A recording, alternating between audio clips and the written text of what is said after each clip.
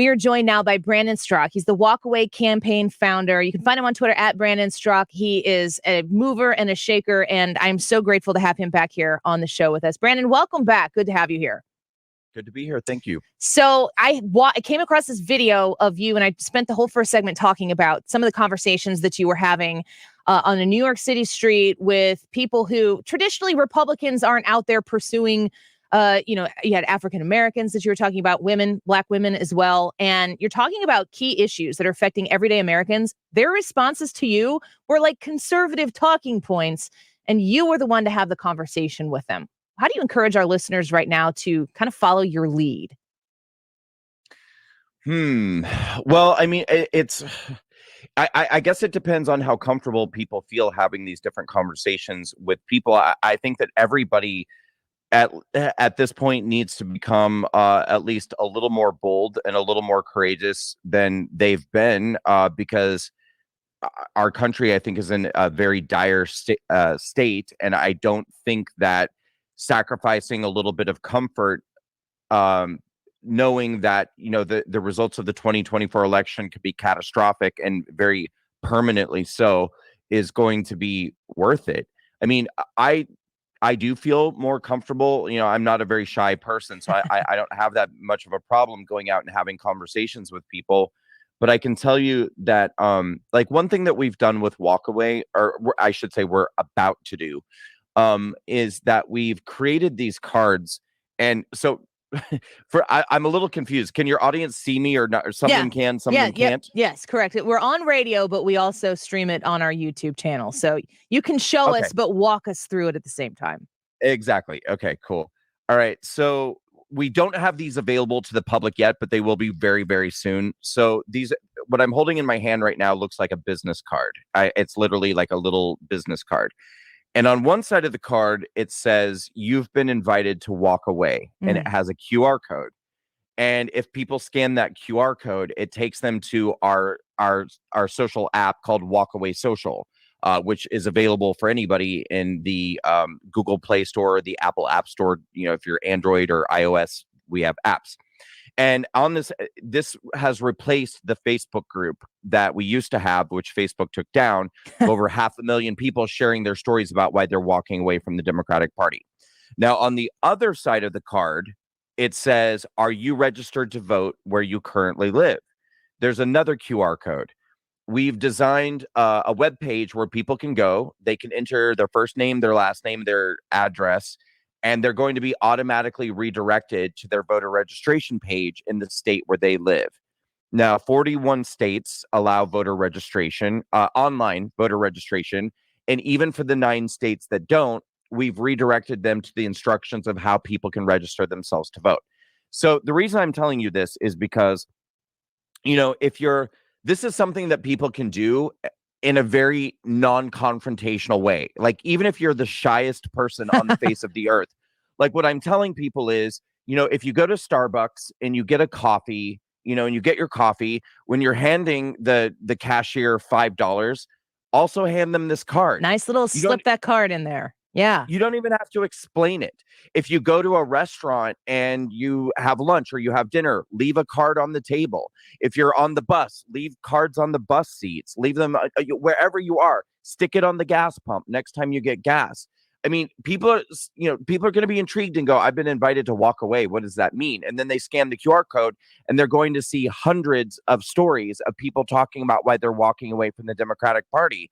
They may feel intrigued by what they see and say, "You know what? I'm not registered to vote, and I do think this is important." Wow. That's just one thing that people can do to initiate having these conversations with people in a way where you're not even having a direct confrontation with somebody. If if you are comfortable doing that, you should. That's such a smart thing to do, because and this is why I'm so grateful for what you're doing, and thankful also that you're willing to talk to us about it on this show here in St. Louis, because we're on the Mississippi River. I have Illinois, which is where I actually live, across the river in Illinois, and then we're in Missouri. Blue state, red state, very different people, but there are a lot of folks in Southern Illinois that are very conservative, and we're in St. Louis, which is a blue city and a red state. it's a complicated time to be alive. It's incredibly divisive. There are real issues that are facing Americans today that they weren't dealing with 4 years ago. And these conversations are what need to happen in order to make sure that in the next election, we make the decisions that are going to get us back to where we need to be. Yep. Well, I'll tell you just what kind of inspired this idea, honestly, was that, and I'm talking about the idea of the business cards that I was just describing. A few weeks ago, I went out for a drive. I never stopped thinking about politics, never, not for one single second. So I have like ulcers on top of ulcers on top of Right. ulcers, and yeah, and probably multiple brain tumors and like because it's so toxic and cancerous to be thinking about this stuff all the time. But a few weeks ago, I was, upset about something that was happening in the world, and I decided to get out and go for a drive, just because sometimes it's good to just get out of your house and, and look at something different. Right. And so I went out and I went for a drive, and I decided that I wanted a Diet Coke, and so I pulled into a fast food drive-through, and I ordered a Diet Coke. And when I got to the window, the young man who was facilitating my order was, looked to me to be anywhere 18, 19, 20 years old, and a young black guy. And again, I was already upset about something that was happening in the world. Don't even remember what. And I just was like, you know what? To hell with it. I'm going to have this conversation. So when he came back and handed me my Diet Coke and handed me my change, I said to him, hey, are you over 18 years old? And he said, yes. And I said, "Are you registered to vote?" And he said, "I don't think so." And I said, Mm. "Well, if you don't think so, then you're not." And I said, "Listen to me." I said, "Next year is a very, very important presidential election." I said, "I really want you to register to vote, and I want you to make sure you do not vote for a Democrat. It's very, very important that you don't." Straight to the And he point. said, and he said to me, "Okay." And I said, "Thank you. Thank you." And then I drove off, and I thought to myself, I'm literally going to have that conversation with every person I interact with for the next 15 months. And then the idea was kind of born for these cards, because I thought to myself it would be even easier if I had been able to hand him this card Right. as I was having that conversation. And so that's what I'm going to be doing for the next 15 months. Yeah, and not backing down. I love that idea of those cards. Now, as we've been talking here, Brandon, I have signed up for Walkaway Social. I downloaded Yay. it and I signed up for it. Annie Fry Show on the platform. I'm going to be checking it out later today. But it is that simple. I mean, it didn't take me any time hardly at all to get myself on here and make sure that I can become a user of it as well. And one of the questions that the app just asked me, I'm going to ask you, Brandon. It wanted to know, like, what kind of conservative am I? Well, I happen to be a lifelong conservative, but this whole idea of walking away, your idea to you're saying you're thinking about it all the time, and you're telling the Diet Coke drive-through guy, hey, don't vote for a Democrat. How did you get to here? Always a conservative, or did you have your own walkaway moment? No. I voted for Hillary Clinton in 2016. I voted for Obama twice. Mm. I always voted for Democrats. Actually, 2020 was the first election that in my life that I voted for a Republican in a presidential election. Now, I did vote for Republicans in the 2018 midterms and the 2022 midterms. Mm. But no, I walked away in 2017 after voting for Hillary Clinton, and after having a breakdown, thinking that America was doomed under Donald Trump's leadership, and not even being able to understand why anyone voted for Donald Trump. Like, what the hell just happened? And that's kind of what began my walkaway journey, was that I was shocked and scared and appalled and confused that Donald Trump had won the election. All the media that I had trusted my whole life, CNN, MSNBC, New York Times, Rachel Maddow, Don Lemon, Anderson Cooper. I mean, all of these people were promising me that there was no chance he was going to win, that nobody would vote for him because he was Hitler. And then lo and behold, he won. And I'm like, why does America love Hitler? What's going on? And so I went on this journey to try to understand what happened. And then what I ultimately, it's a long story, but ultimately what I realized was that it wasn't Donald Trump that was the problem. It was all the media sources that I had been trusting that were lying to me and deceiving and manipulating and exploiting me. And that's when I became very angry and decided to walk away from the left and the Democratic Party and start a movement encouraging other people to think for themselves and to do your own homework, do your own research, break free from identity politics, tribal mentality, and see yourself as an individual. And where that journey leads you, I really don't care. I mean, I don't care if you become a Republican or a Trump supporter or a DeSantis supporter or a Vivek Ramaswamy supporter. I don't care. I don't. I just know that if you're a Democrat, you're probably grossly misinformed and you're probably being manipulated. And that's what I want you to get away from. I think that one of the parts of your story, it is an incredibly powerful story. So I encourage people who are listening right now, and you're hearing about Brandon Straka for the first time. You've certainly been around for quite a while in this activist nature. That for people to dig into your story and understand how you got to this point where you have an app and you're handing cards to people in the drive-through in the future here. But where you talk about the emotions that existed behind thinking, how does America love Hitler? And were you politically inclined before then? I mean, if you were that passionate about Hillary Clinton winning, that tells me that you were paying attention to all of those people. You feel like you were being intentionally deceived? Were you just not putting in the extra effort to dig down deeper when you were listening to the Rachel Maddows? How did you get from being, I guess, duped by the activist left media to the point where you are now? Yeah, well, it's kind of my story, I think, is kind of the perfect example of what they do and the tactics and techniques that they use to deceive people. Because, I'm a gay man. So as a member of a minority community, and this is, again, part of the reason why I became so outraged and decided that I wanted to actually do something about it, because I could have just walked away from the left and been quiet about it.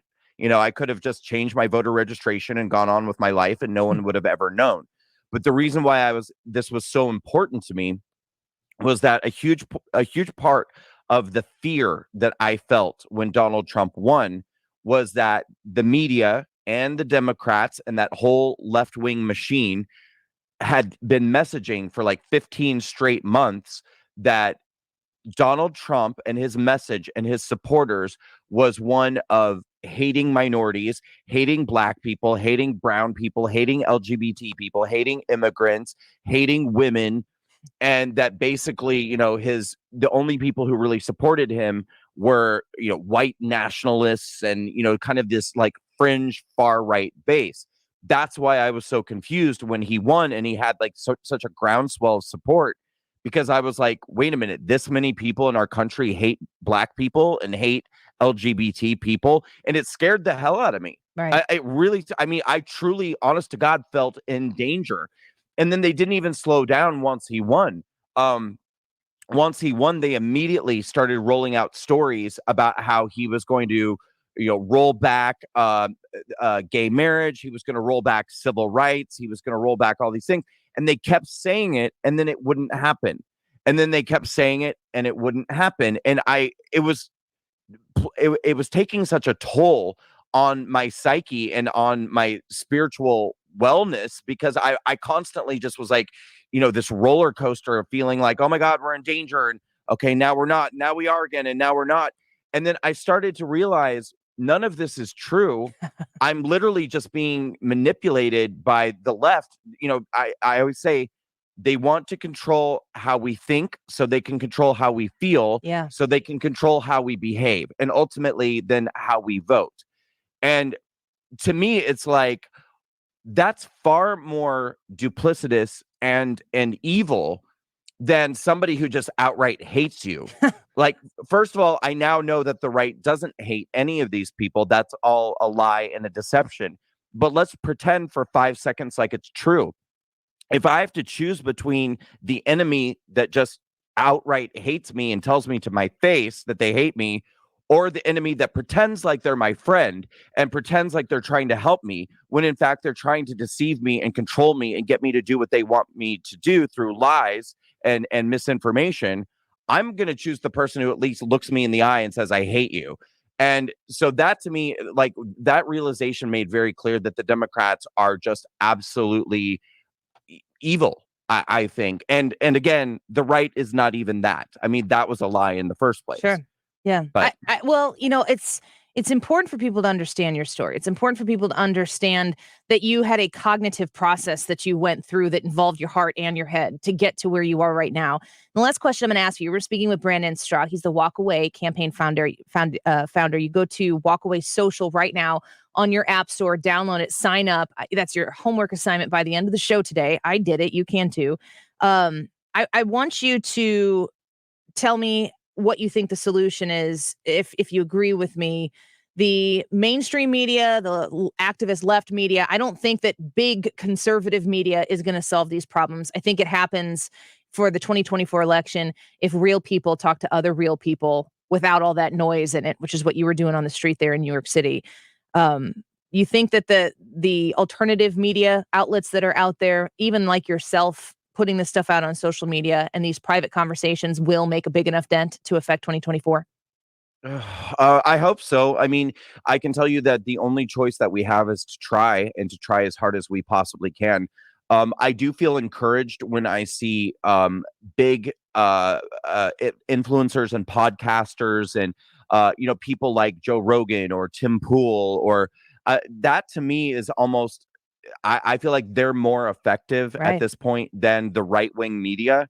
Um, in terms of waking other people up and getting people to think differently. So I've actually watched Tim Pool's evolution. I did Tim Pool's show back in 2019, Hmm. 2018, and back then he was still kind of like a little bit pushing back on me for walking away and seemed very attached to the Democratic Party in many ways. And I tried to ask him, I was like, are you going to vote for Trump in 2020? And he was unwilling to say whether or not he would. Now he's like a hardcore Trumper and like a hardcore righty. And I'm like, awesome. That's great. And I think that we need more of that. So I think the way it's going to happen is through, yes, one-on-one conversations like I'm having, pushing this out. And then I think it's going to be more alternative right-wing podcaster and right-leaning media that's going to wake people up. I think it's the only hope that we really have right now. And of course, people sharing their walkaway stories, You know, these walkaway videos. I'll go to what you said when we first started here, Brandon. People need to start getting more bold.